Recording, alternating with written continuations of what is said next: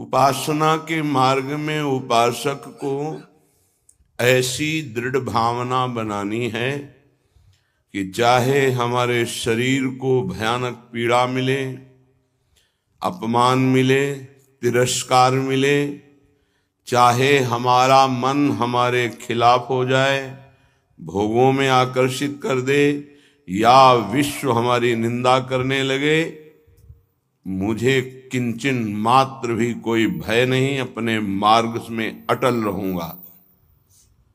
ये शपथ पूर्वक मार्ग चलना चाहिए।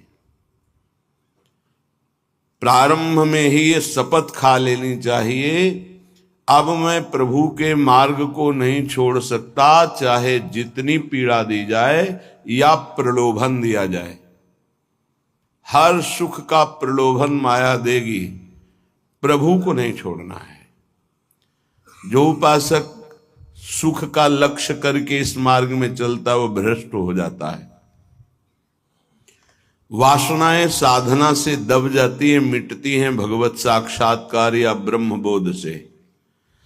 भगवत साक्षात्कार या ब्रह्मबोध तक पहुंचने के लिए उपासक को बहुत ही स्वभाव में गंभीरता, सहनशीलता ये लानी ही होगी। अगर वो गंभीर स्वभाव का नहीं है, अपनी बातें दूसरों से बताएगा तो परमार्थ से वंचित हो जाएगा। अनुभव की बातें या अपनी कमी की बातें दोनों नहीं बतानी। इष्ट देव जान रहे हैं, गुरुदेव जान रहे हैं, दूसरा कोई हमारे हृदय का परिवर्तन नहीं कर सकता।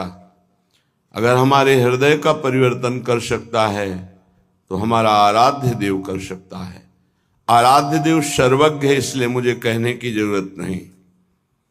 जो अनुभव हो रहा है उसे गुप्त रखो, क्योंकि वही अनुभव परमात्मा साक्षात्कार की मंजिल दृढ़ कर देगा।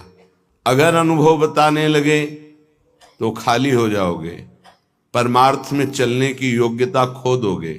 इस बात को धैर्यपूर्वक समझिए। चाहे जितना कष्ट हमें मिले, शारीरिक या मानसिक, हम प्रभु के मार्ग को अब छोड़ने वाले नहीं। ये शपथ खानी चाहिए। हम प्रभु के मार्ग में जैसे हैं वैसे ही चलेंगे। जितना सुधार प्रभु कराते जा रहे हैं उतना होता जा रहा है। हम प्रभु के मार्ग को नहीं छोड़ेंगे, चाहे जैसी परिस्थिति आ जाए। हम गिर सकते हैं, फिसल सकते हैं, लड़खड़ा सकते हैं, पर ना तो रुक सकते हैं और ना लौट सकते हैं। ये शपथ खानी चाहिए। अगर ये निष्ठा नहीं है तो फिर बहुत बड़ा भयावह दृश्य उपस्थित करेगी माया, भीतर और बाहर से। समय आएगा आप लड़खड़ा जाएंगे। आपको प्रलोभन ऐसा मिलेगा कि आप इसे छोड़ करके माया में रमण करें। प्रलोभन में बहुत मिठास नजर आती, पर होता बहुत जहर है। सकामता उत्पन्न होते ही जो जलन होती है वो सकामी पुरुष नहीं जानते, वो भगवत मार्ग के पथिक जानते हैं कि कामना कितना बड़ा जहर है और कैसे जलाती है रात दिन। इसलिए उपासक को निष्कामता पर ही अपनी स्थिति स्थापित करनी चाहिए। सकामता को तत्काल काटना चाहिए। अगर सकामता रही तो 20 वर्ष साधन करने के बाद भी वो भ्रष्ट हो जाएगा। इस शब्द को बहुत सूक्ष्मता से अनुभवपूर्वक बोल रहे हैं। छोटी सी दबी हुई वासना 20 वर्ष साधन करने के बाद भी वो अपना प्रबल रूप धारण कर लेगी और साधक को गिरा देगी। ढूंढ ढूंढ कर अंदर की वासनाओं को नाम जप के द्वारा भस्म किया जाता है। भजन के बल से उनका हृदय से पूर्ण अनादर करना होता है। अनादर ही उनका नाश है, आदर करना ही अपना नाश है। बस ये ध्यान रखना है। सकामता ही हमारा पतन है, निष्कामता ही हमारी स्थिति है। धैर्यपूर्वक सहन करना ही यात्रा है। सहन न कर पाना, टूट गए या प्रलोभन में आ गए तो इस मार्ग से गिर जाएंगे। देखो श्रीपाद प्रबोधानंद जी महाराज कैसी निष्ठा का वर्णन करते हैं, धाम की निष्ठा। कह रहे हैं कि छिद्देत खडशः इदम यदि मे शरीरम घोरा विपद विततयो यदि वा पतन्ति हाहंत हाहंत न तथापि भूयात् वृंदावनादितर तुच्छ पदे पिपाशा। बहुत उच्च कोटि की वृंदावन की निष्ठा है श्रीपाद प्रबोधानंद जी की। बलिहारी है इन महापुरुषों की कि इन्हीं के वचनों की जूठन पाकर अपने हृदय में कुछ निष्ठा आती है। नहीं तो ये शरीर राग हमें धाम निष्ठ, गुरु निष्ठ, नाम निष्ठ, भगवत निष्ठ ये नहीं होने देता। इस शरीर संबंध ही भगवत संबंध दृढ़ नहीं होने देता। अनंत जन्मों से हम भटक रहे इन्हीं शरीरों के संबंध में। ये पत्नी, ये पुत्र, ये पिता, ये माता, ये रिश्ते, ये नाते, ये सामग्री, ये भोग, ये बैंक बैलेंस, इसी का आश्रय लेकर हम भगवान से विमुख हो चुके हैं। कैसी अद्भुत निष्ठा। छिद्देत खडसा इदम यदि में शरीरम घोरा विपद विततयो यदि वा पतंती। यदि मेरे शरीर को पीड़ा पहुंचाई जाए वृंदावन में, अस्त्र शस्त्रों के द्वारा छेदन भेदन किया जाए, तो भी मैं कभी वृंदावन को नहीं छोड़ सकता। ये बात समझनी चाहिए। बहुत बड़ी उपलब्धि है, बहुत बड़ा सौभाग्य है यदि आपको यहां एक दिन भी वास करने को मिल जाए।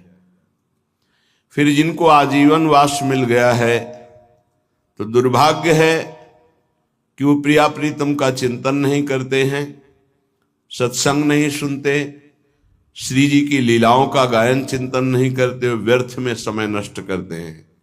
दिव्य कृपा हो गई वृंदावन वास की, पर उसका लाभ नहीं ले पा रहे। वृंदावन बसिके इतनो बड़ो सयान, जुगल चरण के भजन बिन निमिष न दीजे जान। पलक झपकने के समय को निमिष कहते हैं। इतना भी समय प्रिया प्रीतम के भजन से अगर खाली गया तो हमारा दुर्भाग्य है, हानि है, विपत्ति है। अगर निरंतर हमारा स्मरण वृंदावन में चल रहा है तो वास्तविक तन मन के बन से ये अब वृंदावन वास हो रहा है। इसीलिए उपासकों से प्रार्थना करते हैं कि उठते बैठते चलते फिरते नाम जप करते रहो, प्रिया प्रीतम को मत भूलो। ये तुम्हारा बैंक बैलेंस तुम्हारे साथ नहीं जाएगा, ये तुम्हारी प्रवीणता संसार के व्यवहार की ये नहीं जाएगी, ये तुम्हारा शरीर सुख या संपत्ति सुख ये तुम्हें प्रियालाल से वंचित कर देगा। इसका भरोसा मत करो, ये मायाकृत है। भरोसा करो प्रभु का, भले सब कुछ बना रहे, उसका भरोसा मत करो। ये सब टिकाऊ नहीं है, परिवर्तनशील है। ये शरीर नाशवान है, इसको इतना प्यार मत करो कि प्रभु के प्यार का मार्ग ही छूट जाए। कैसा मंद बुद्धि हो जाती है उपासक की, कैसा विचार हो जाता है कि वो शरीर पोषण के लिए, इंद्रिय भोगों के लिए प्रभु को छोड़ देता है, धाम को छोड़ देता है।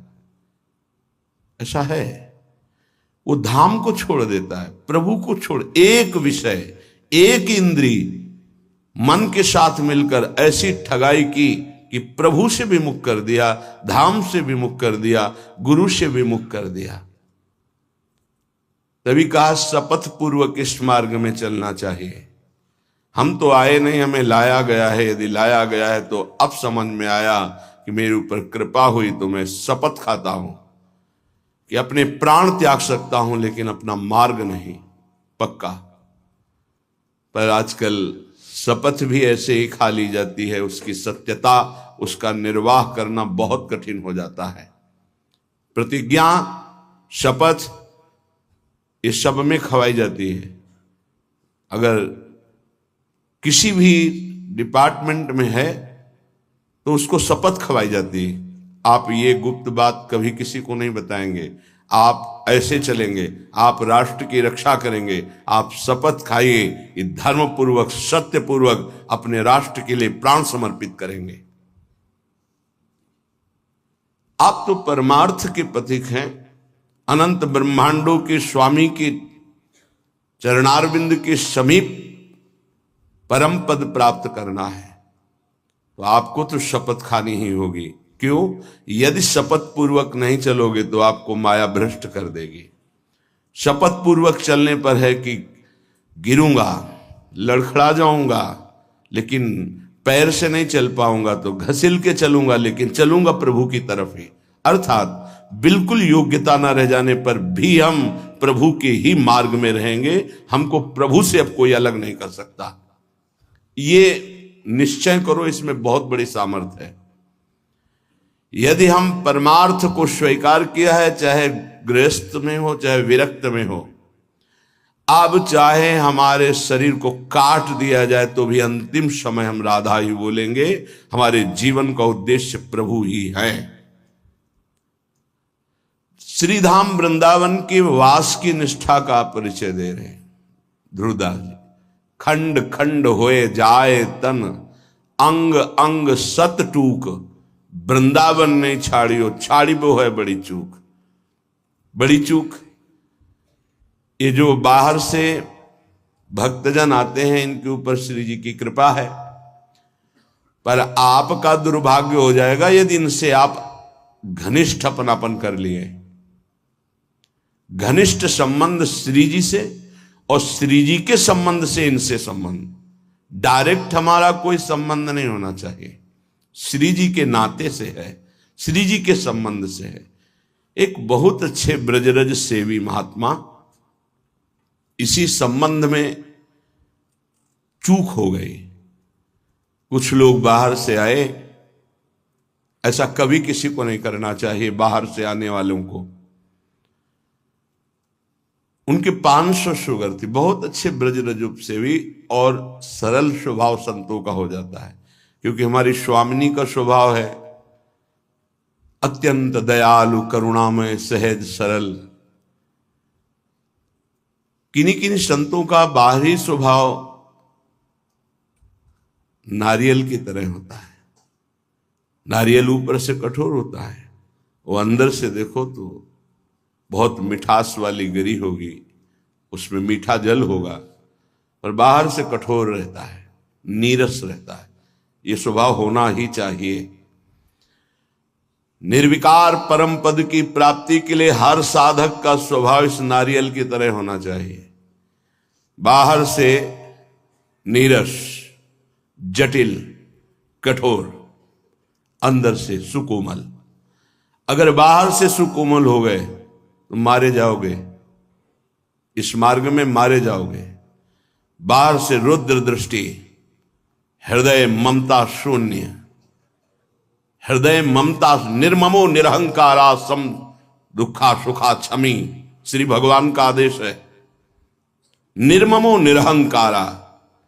यदि परम पद की तरफ कदम बढ़ा रहे हो तो सोच लो तुम्हारा मार्ग क्या है। निर्ममो निरहंकारा, किसी से कोई ममता नहीं। वो आए और प्रार्थना की कि आपकी 500 शुगर है, ये किडनी फेल कर सकती है, ये दिल फेल कर सकती है, लीवर फेल। अच्छा, हमारे यहाँ बहुत डॉक्टर बढ़िया हैं, ले चलते हैं, 10-15 दिन सेवा करेंगे, आप स्वस्थ हो जाएंगे, फिर आ जाइए, दवा बन जाएगी, चलती रहेगी। उन्होंने स्वीकृति दे दी।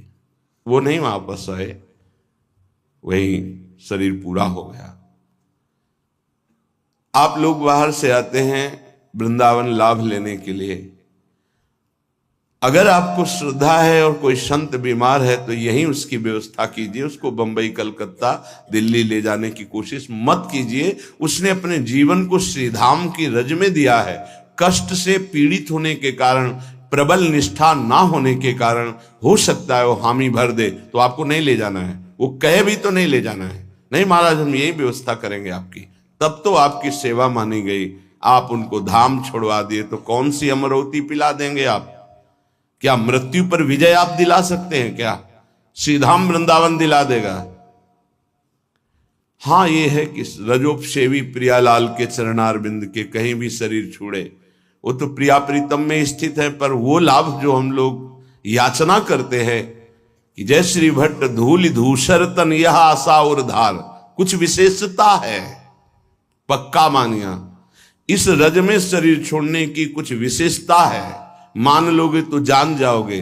तभी कह रहे खंड खंड होए जाए तन, अंग अंग सत टूक, वृंदावन नहीं छाड़ियो छाड़िबो है बड़ी चूक।